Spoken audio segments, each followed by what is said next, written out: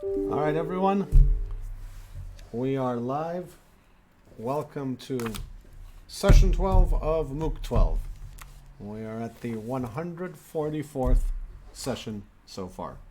And I get to remember my times tables from the time I was in elementary school. Oh, sorry, I have some echo here. So today's session is on digital currencies and the development world. Before we get into that, I'd like to do some course logistics because we're at the end of the course today. And so let me start with the most simple of the course logistics, which is the final examination. So you can take the final examination between midnight Cyprus time on December 6th, 2019 until midnight Cyprus time on December 9th, 2019. So you can make one correct answer per question on the ones that are structured that way, and there's ones where you can select multiple correct answers, the true or false ones. So take a look at the questions carefully to see which type that they are. Each question is 2 marks. There's 50 questions. 100 marks is the total score you can earn, and you need to reach a 60% score to qualify for your certificate that is proof that you've completed this course. So in the certificate, of course, you will get it as a PDF, but it will also be issued on the Bitcoin blockchain as always. You get one attempt to do the test. That will take you have a 2-hour period, which I think we found is sufficient. So please go through to the end, go through to accomplish the last stage of this course, because that way you can have something to show. People have used these certificates for many things. I mean, from very simple items, you see them on a lot of people's LinkedIn profiles, but I have heard of many people getting jobs just for the certificate, where people have been searching on LinkedIn for people who have accomplished that, have completed the course, and it was a mark for potential employers that someone has some basic interest in the space, and they've gone on to reach out to them. Even to one of our greatest stories with Tay, who was used it to get a work visa, came out of a refugee camp, got a work visa, and led to a whole new career. So if you've made it this far, I fully encourage you to actually get over the finish line, complete the course, and earn the certificate. I think it's an important last step. So I wish all of you luck on the final examination, and we hope to issue many certificates after December 10th. The other thing to note, we have the next starting point of the next cohort of the MSc Digital Currency. That starts in January. And if you're interested in attending the degree program and you complete the final examination, and you have to complete the final examination because it's the first course of the whole degree program. If you're interested in completing the program, please get in touch with one of our admissions counselors, either by email or by phone. And it is a great opportunity to join, I think, a super interesting set of students. We're very, very proud of the students that have gone through the program. Several hundred so far. Our alums have gone on to do all types of amazing things in the industry. I see them popping up everywhere now, from cryptocurrency startups to established firms in the space to professional services firms to different governmental positions. I saw someone recently that took for their local region the role of blockchain the head of their blockchain initiative of their governmental region, and it was a graduate from our program. So I think one of the important benefits of the program is that A, you will learn a lot of substance, so that's important. Two, though, you'll meet a great set of other people interested in the space, tend to be innovative, tend to be forward-looking, who are also going to go do things in this space. And so you get this very nice cohort. And three, it's a great marker to potential employers that you've kept abreast of what I think is going to be a huge industry. So if you're interested in this, in taking the next step, I think the admissions team would be happy to chat with you and see if they can, if this is the right fit for you, and we'll start with the January cohort. So with that taken care of, I'll get to the substance of this session, which is we have a handful of questions. So go through the questions, and then I think today we will definitely end up in the chat to discuss further. And so let's start with the first question. How do you see the proposals such as Ripple with RippleNet, Facebook with Libra, and Electronium, if you know the latter, in respect of digital payments and remittances in the developing world? These are different classes of approaches. They're very different approaches. And let's discuss them at a very high level and think about what this might actually mean. First, let me discuss Libra and Facebook, because that one's very different from the rest.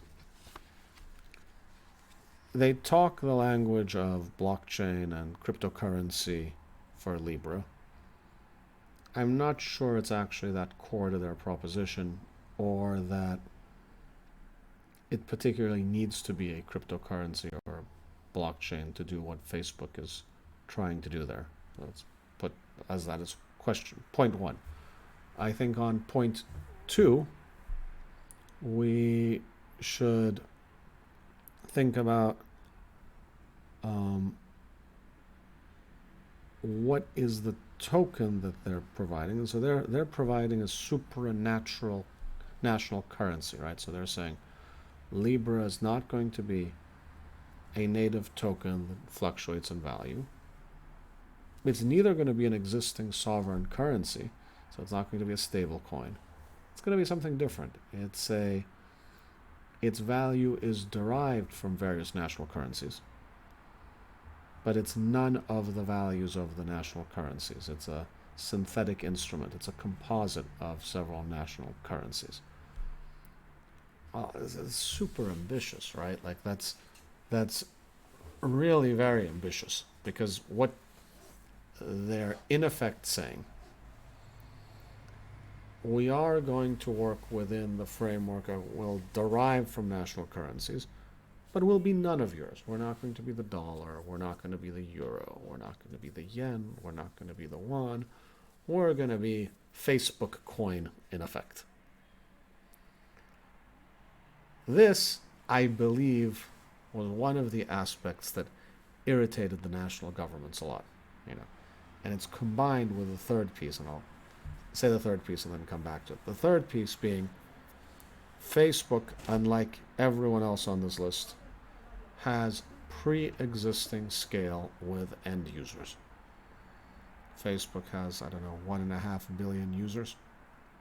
It is a tier one, the tier one consumer internet user brand. Google has probably more daily users, but Google's more transactional. Like, of places where you have your profile, I think Facebook is the largest in the world.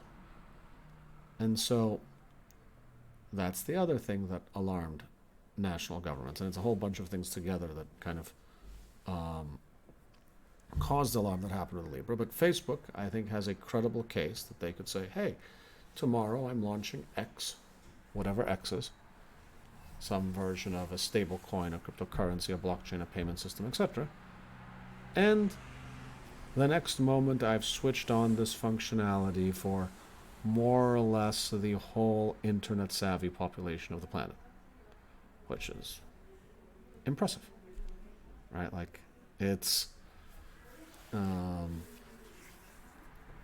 powerful proposition. And so I think a combination that they would say, like, we're going to do Facebook coin, and Facebook coin is going to just be its own value. It'll be like Bitcoin.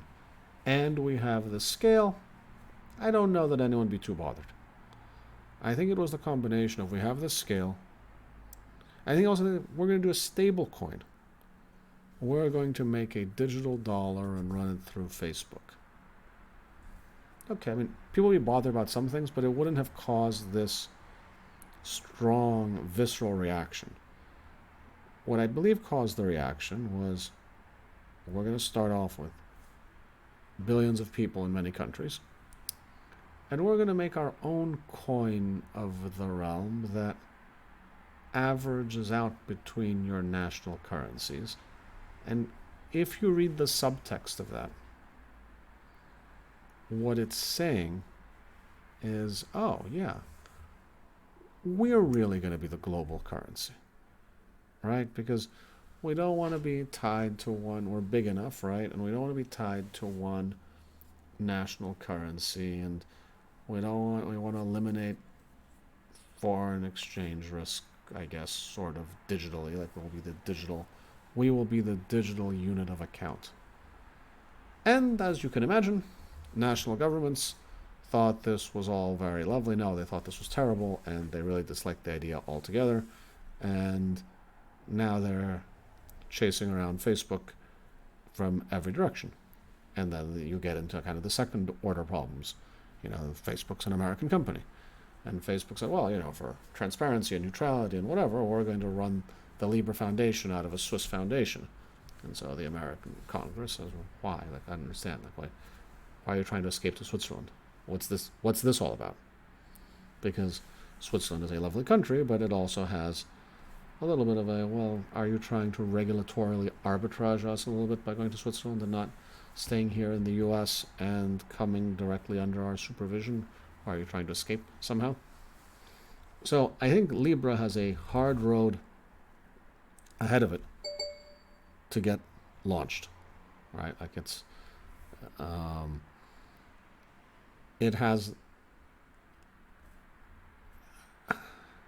I think Facebook made some tactical mistakes. I think they came too ambitiously. I might be wrong. It might have been the case that anything that Facebook did would have provoked this reaction because governments are a little bit afraid of Facebook right now. And it's a bunch of things building together, right? It's all the privacy, ad tracking, commercial items. That's one bucket. The second bucket that has brought them to the forefront, particularly in the United States, is all this political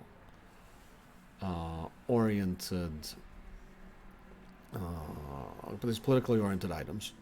We're saying, well, you know, the Facebook news feed and the ads that run through there and what people see could swing elections. There's a lot of people on Facebook, and Facebook controls a lot of what they see online. And then people start to get worried or suspicious. Does it help their opponent? Is someone in cahoots with Facebook? Is Facebook's policy neutral or not neutral? So you already have these suspicions about Facebook, and then say, great, now we're going to make a supranational currency. We're going to put all our users on it. Everything's going to run through there. We're going to see everyone's transactions, and it's not going to be in any of your currencies. We're kind of going to go above them because, you know, the dollar is not quite global enough. I'm going to make our own currency. It's like almost designed to provoke a strong reaction from regulators. And so, and really not just regulators. I mean, this went right and it was immediately called up to Congress.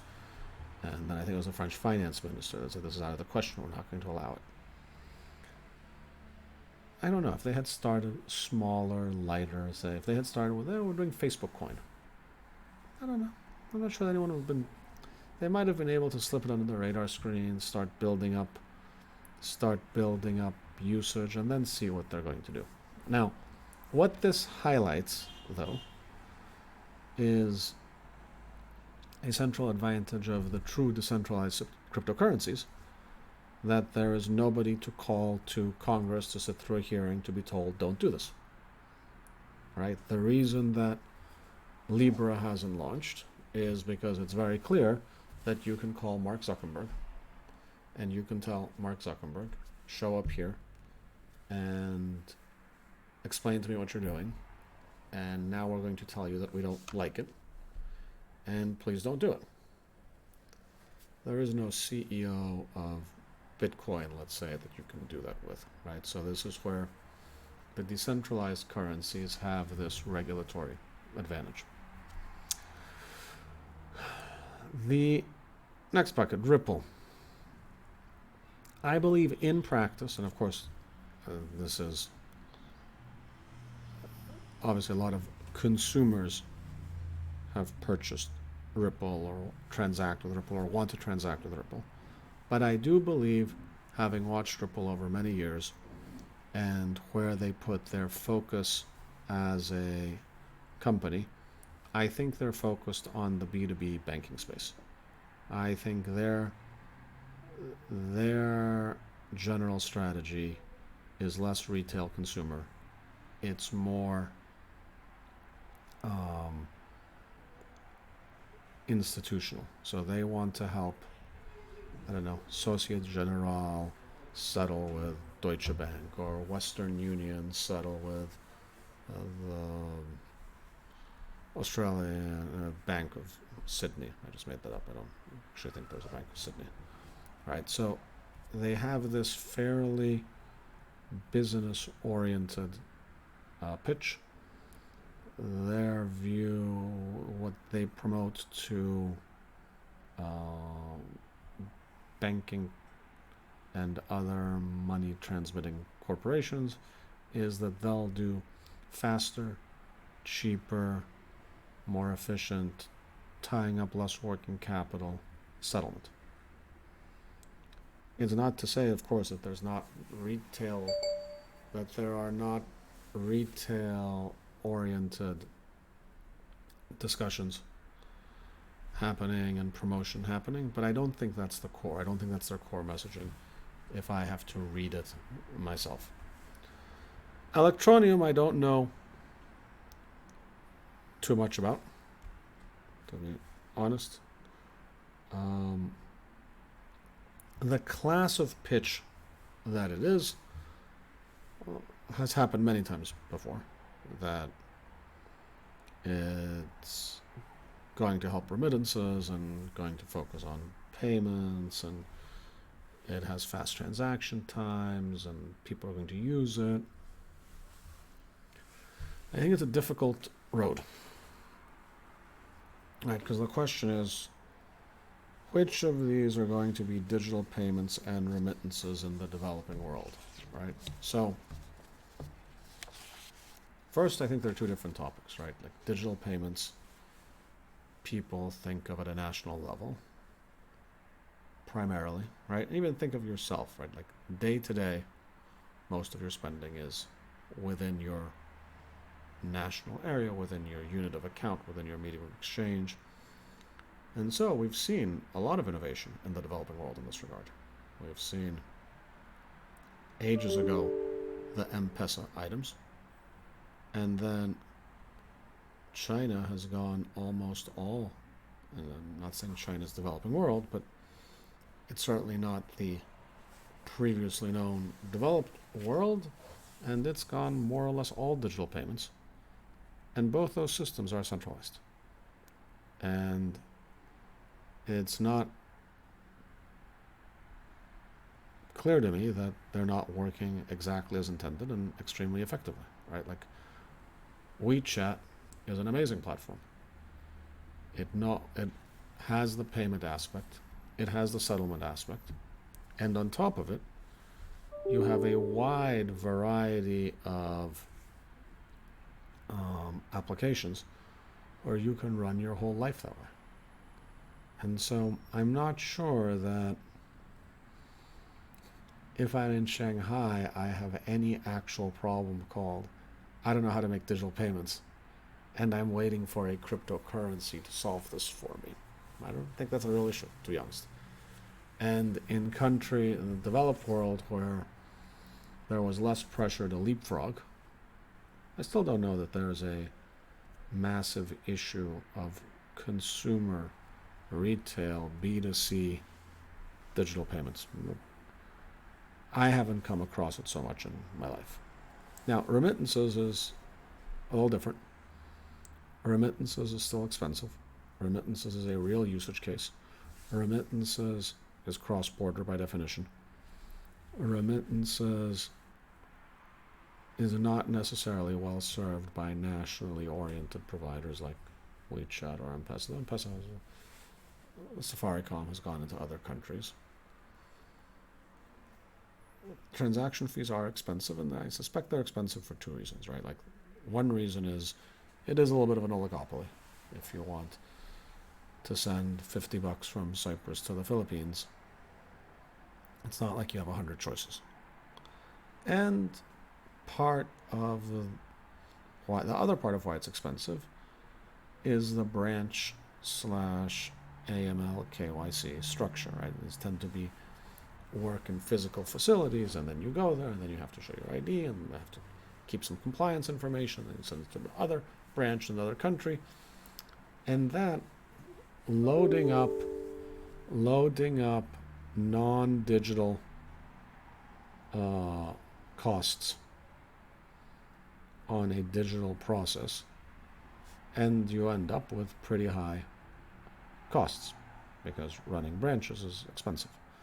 You pay rent, and you need a security guard, and you need someone at the counter, and you need to file a bunch of compliance forms with your central banker. And so some of those things don't automatically go away just because you've said cryptocurrency, right? Like, if you actually want to, at any scale, do remittances, even if you're doing a decentralized cryptocurrency like Bitcoin, you need an on-ramp and an off-ramp for Bitcoin, right? Like, you're doing remittances, you're from the Philippines, you've been paid 100 euros.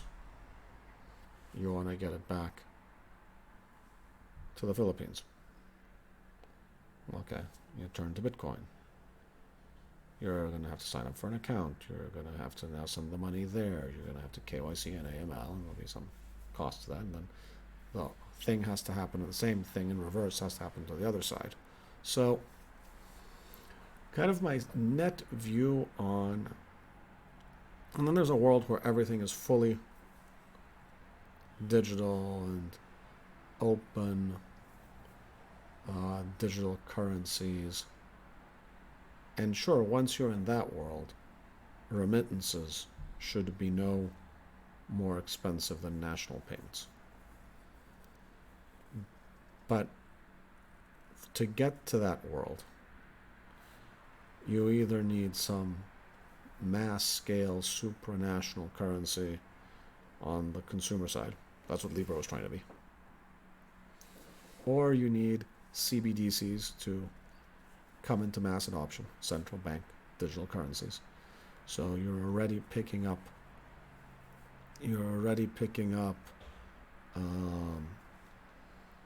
your electronic money digitally, and then if you have a world of CBDCs, there'll be a world to exchange CBDCs one for another and move things across borders. What I'm more or less skeptical about, I think, is that a standalone cryptocurrency is going to become a consumer remittance payments platform. I've been hearing this pitch since 2013, first for Bitcoin. I haven't really seen any meaningful adoption of this approach. And I don't think the answer has anything to do with, oh, but we have more tokens, or we have merchant rebates, or we settle faster or we're more scalable or any of those things. Those aren't the kind of social business dynamics that are driving these. Right? It's not like I was going to use Bitcoin for remittances, but there's something technically inferior about their technical parameters that's not working for me. It's not how it's been going. So the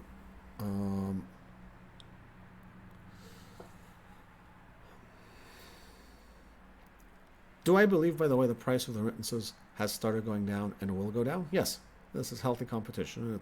Remittances are getting attacked from all angles, right? You have the fintech companies like TransferWise. You have the companies that may be using blockchain or cryptocurrencies in the background for cross-border settlement, like some of the work that Ripple's doing, some of the work that Veeam is doing. And this is also going to put pricing pressure on traditional providers. And so I think part of what might be a good way to think about it is long-distance telephony. So let's go back in time. I'm sure there's people old enough here on the chat to remember this. It used to be very expensive to make an international phone call. I remember being in the US and calling my grandparents in Cyprus, and it was, I don't know, $2.50 a minute or something. And so we'd call on Sunday, and you'd have to keep it pretty contained because at $2.50 a minute, you're pretty soon racking up a pretty big phone charge. So it's, hi, Grandpa, how you doing? Everything okay? Great, study hard. Thank you very much. Everything's fine. Have a nice day. Click. And then you got voice over IP and Skype and these types of challenger approaches. And in the beginning, the telecom said, oh no, voice over IP is no good. Quality's not there. Reliability's not there. True, by the way. It's kind of still true today, right? It's still less reliable than the landline.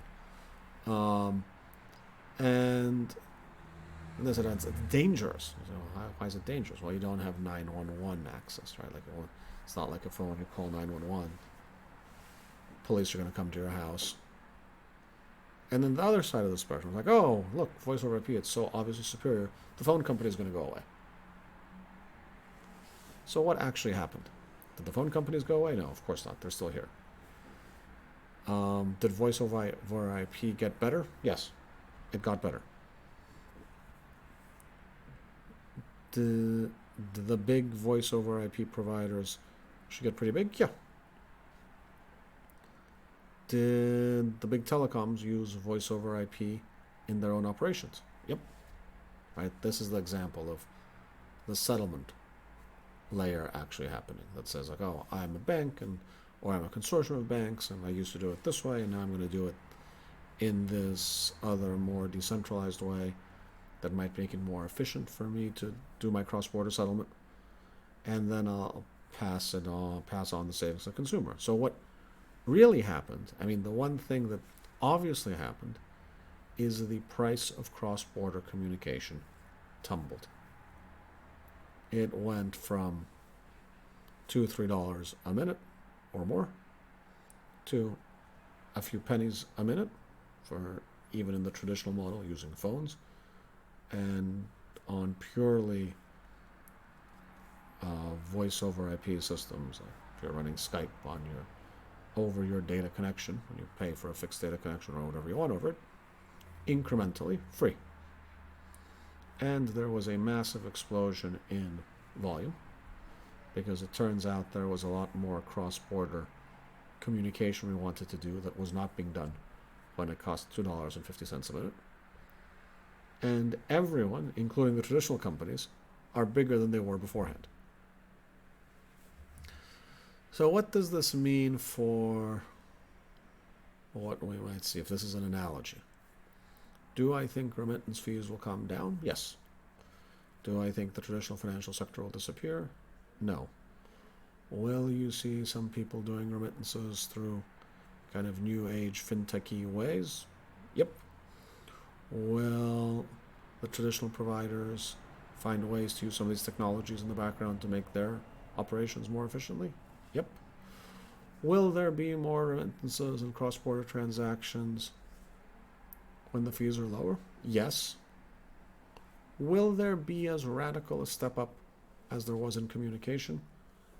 I actually don't know about that, because it's obvious to me, at least now in retrospect, why it's really nice to be able to chat or video chat with people around the world. Look, we're doing it right now.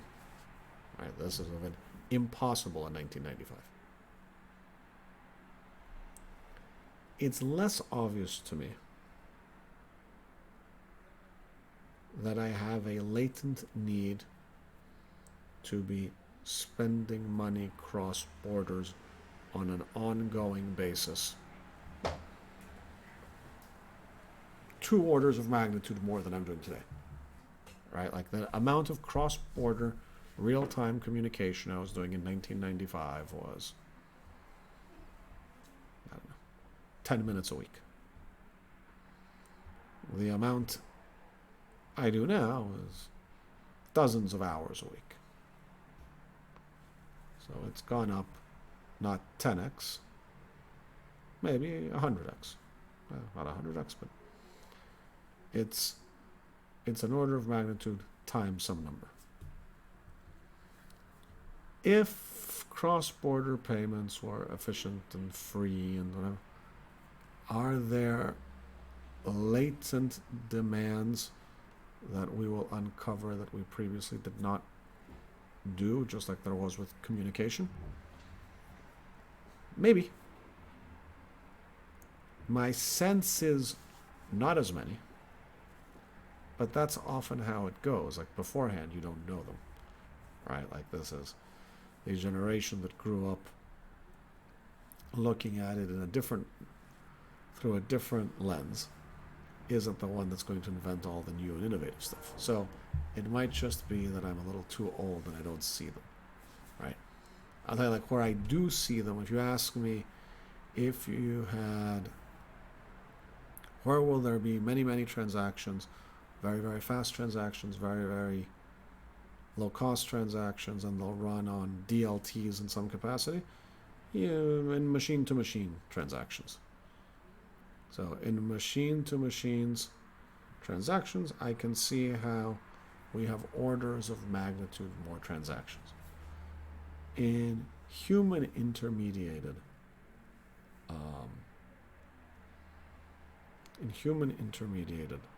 payments, cross-border, or even digitally in general, I'm not totally sure where the 20x is going to come from, but I could be wrong. I'll take a little side note here for a second, which is not completely related, but it's indirectly related.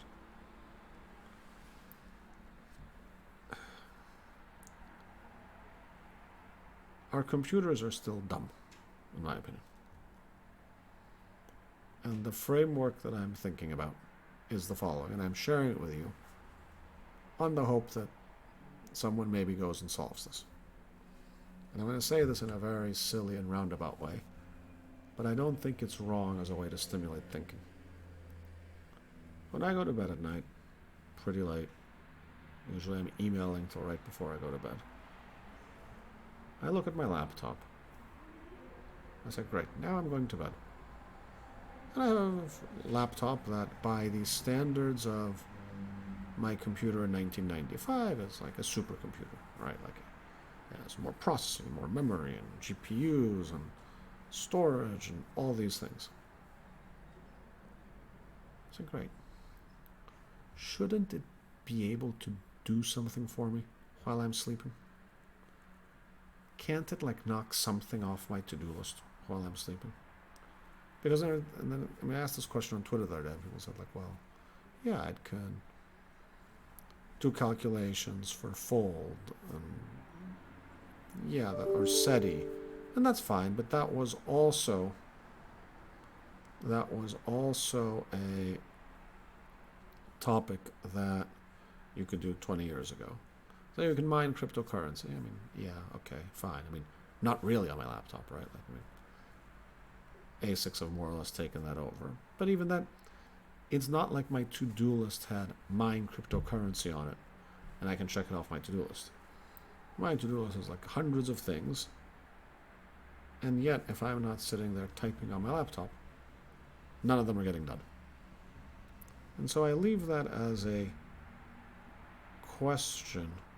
It's not about the developing world, but it's in this world of, if there are going to be breakthroughs, if they're going to be, once you have these things, why do they matter, right? Like, why does it matter? Let's say everything works exactly the way the promoters want it to work. We all have, everyone on the planet has a digital currency of some type. It is denominated in the unit of account that you want, whatever that might be. I don't know. Right? Some people want deflationary currency, some people want a stable coin of the national currency. Facebook is proposing like a universal currency. For the purposes of this discussion, who cares what that is? Pick whatever one you feel is best. The transaction fees are infinitesimal. They're not what's holding you back. Everyone knows how to use them. The UI interfaces have been solved. The regulatory problems have been solved, and you have this. Well, now what? What do you do? What do you do with it? What is it that you are trying to do that you cannot do today? And I can see the easy cases.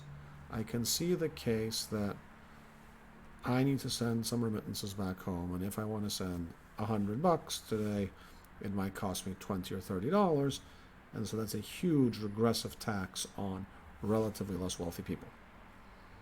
So that's bad, right? So obviously, if you could send it, and it would be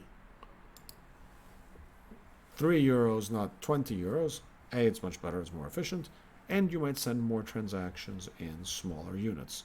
You might say, oh, my daughter's going to school, she needs school books, I'm going to send her €20 this week, but not more, because I want to make sure. And then you can even see some fancier stuff. Well, I want to send this €10, but I want to lock it in a contract that these €10 can only be used to buy school books.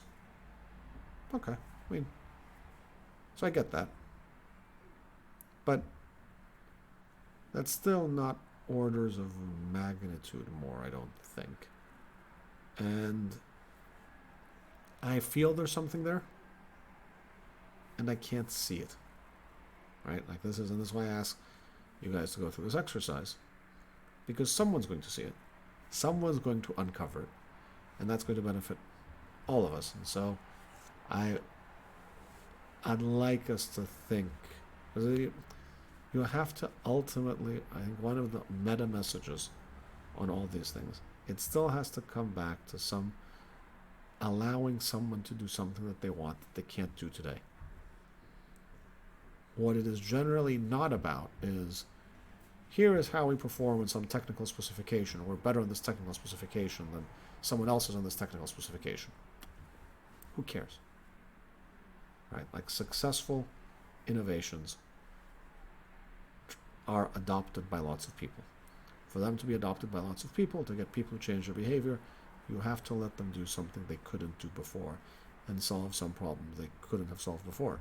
And I think the problem of digital payments within a national level is in the process of being solved around the world by centralized systems.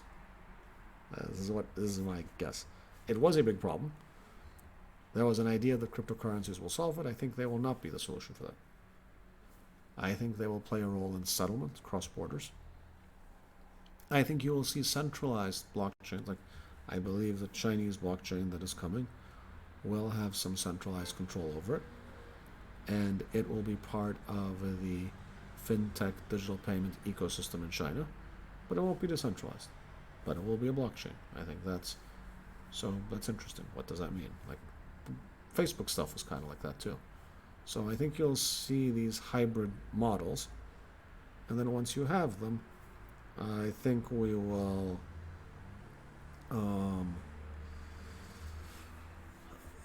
maybe see the applications. But I'm curious about what they are, and I'd love people to think about what they are. Okay, that was a long answer. Let me go to the other questions. Agreements about regulations at a national and global level to promote use of blockchain technology. In my opinion, this is another big deal to face and solve. How can we do it? What's the pathway? Is education a key pillar? And what other pillars do we have to encourage? Yeah, education is a huge pillar to anything happening. And education, starting with educating regulators and national governments why this is important, because regulations, it's a regulated area. You can't avoid it. And so huge leaps have been made. Like 6 years ago, people would say things like, oh, maybe we should ban all this stuff, and it's horrible, and we definitely don't want it. Now, one of the 3 main research priorities of the European Union in the next decade is blockchain technology, right? They're going to spend tens of billions of dollars on this. So, huge leaps have been made. Those have been made through education from the perspective of talking to stakeholders from different parts of society and explaining how these things could be helpful and important and promote efficiency and innovation. And so, that's happening. There are still big leaps that need to be made in people's tangible understanding of what specifically they'll be good for. So we've definitely gotten to the phase that in many countries people say, yeah, no, blockchain's a good thing. And in a much smaller set of countries that public blockchains, cryptocurrencies are a good thing. We are less at the phase of where specifically they're good things. There's different levels of developments across countries. There are different ideas about what are the right applications for this. And there are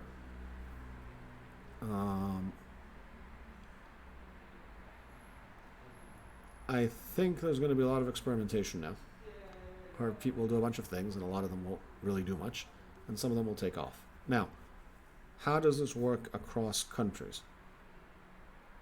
I believe it will go in stages, right? Like the EU will eventually harmonize within the EU. And so you'll get like a common area. Of course, that common area, it's like the US is already a somewhat common area, but there's a lot of state level legislation. So the US will probably need some harmonization. China, I think, will come pre-harmonized. It'll come more top down than bottoms up. And then I think how you harmonize across countries is interesting. There is the only harmonization happening so far is in anti-money laundering, right? Like there's the Financial Action Task Force said, here's what you need to do for crypto anti-money laundering. There's been less about here's what you do cross-country for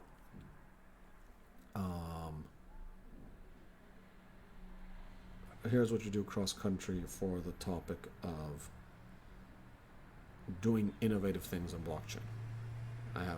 It's more like here's how we stop bad actors from doing things across the country. So I agree with the point of it.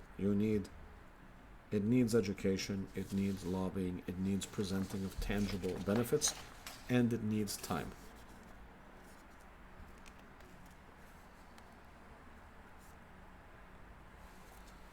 Okay. This ties back to remittances. In an ideal world, as I envision it, the best way to use blockchain remittances would be for the sender to send bitcoins or another cryptocurrency directly to the recipient, who in turn would use them as digital currency to buy his groceries, pay his rent, etc. In this case, the recipient would not need to convert the bitcoins or altcoins received in his local currency to settle a local payment. In this case, not only the first and last mile issue would be solved, but the process would also not involve intermediaries and extra fees, and it would stay decentralized. Is this feasible, and will it happen in the long run? If yes, how long will it take? Well, this ties back to the prior discussion. I think Facebook was trying to head in that direction. We'll see if they'll even manage to get out the front door. So that's one bucket. I think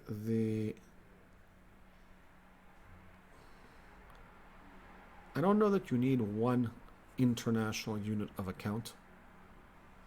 That might be difficult, because that's what this effectively means, right? you're doing a remittance from Cyprus to the Philippines, and Cyprus and the Philippines are on the same unit of account, and I'm not sure that is a necessary condition for this to work. You could have, alternatively, a system that automatically converts. And if you had a system that automatically converts, it would feel seamless on both sides. I send euros, my buddy in India gets rupees. Okay, I mean, that works. It doesn't need to be, we don't need both the euros and the rupees to be on the same bucket. Excuse me. The other issue, what's effectively being described here, is that you're using digital currency for your domestic payments, right? So what this is in effect saying, for the remittance to flow directly into day-to-day payments, not only the remittance is happening digitally, but the domestic payments are happening digitally. And yes, this is saying in one system, but I think they could be in multiple currencies or multiple systems, and the same thing would happen so long as it's converting automatically. Well, on that bucket, we're getting there, right? Like, China is transacting a huge amount of its domestic payments digitally. You could imagine a gateway between China and international systems that automatically converts, but there are other issues that need to be solved. Like, China does not have a fully convertible currency. So, will it happen? Yeah, I think by some definitions of this scenario, could I imagine a world where I send something digitally to someone in another country, and then they spend money in another country, and at no point did we go to like a Western Union branch or a bank to convert things? Yeah, I can imagine that. Can I imagine that this is necessarily the same currency? That it's decentralized? Don't know. Probably not to those two, from what I see, how I see things going. What's the time frame? What I just described without those two other conditions? I don't know, 5 years. I think we are moving in that direction. Okay, last question. Or no, second last question.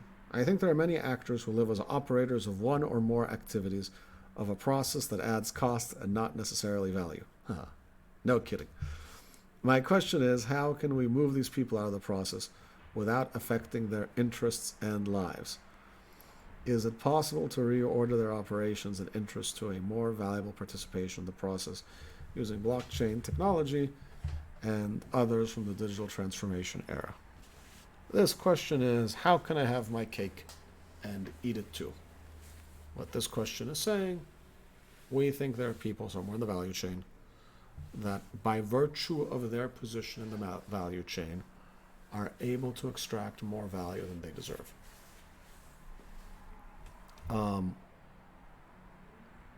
And we'd like to take them out of the part of the value chain, but we also don't want to affect their interest in their lives.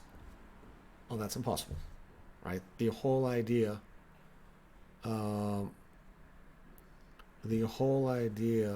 is that is an extra cost to the system, and if it's a cost to you, it's an expense to you, it's revenue to someone else. If you take out the cost from you, you're taking out the revenue to somewhere else.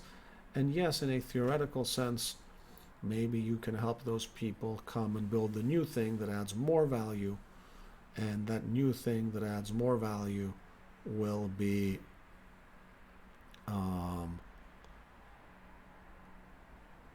will make up for this.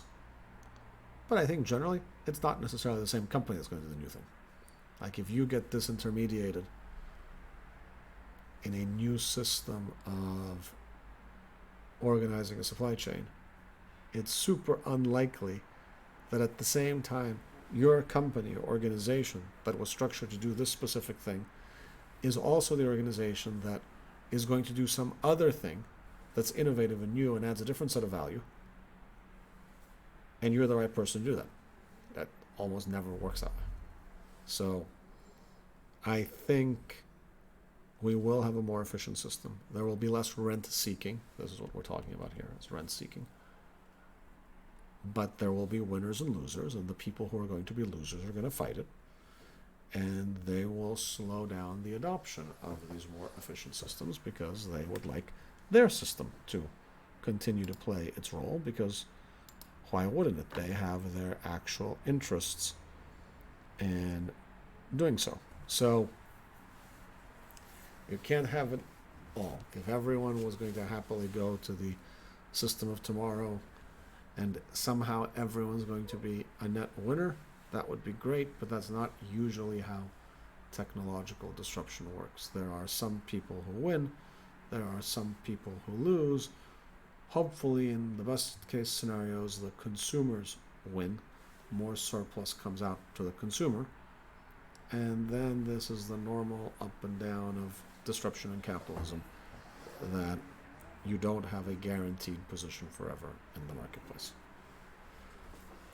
Okay, I think with that, we have covered today's questions and topics.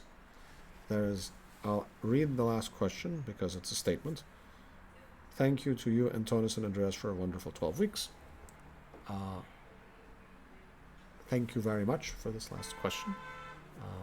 Thank you all for joining the course. This is always super interesting for me because I love seeing the discussion. I love seeing people's questions. I love discussing these topics. It's a endlessly fascinating topic area. It one of the most complicated things I've ever had to think about in my life, and a huge part of how we think through these topics is in discussions with you as people see it from different angles and ask questions. So I very much appreciate everyone who joined the course. I very much appreciate everyone who participated in the course. I appreciate even more the people who have asked questions and have gotten in the discussion. I hope we see some of you in January in the MSc so we can continue this dialogue. For everyone else, I will wish you good luck on the final. Thank you again for being a part of our course. You are now, from our perspective, part of the University of Nicosia family permanently. Please stay in touch with us permanently. We will be letting people know from time to time as we do things. We hold conferences, we do meetups, we appear at other people's conferences.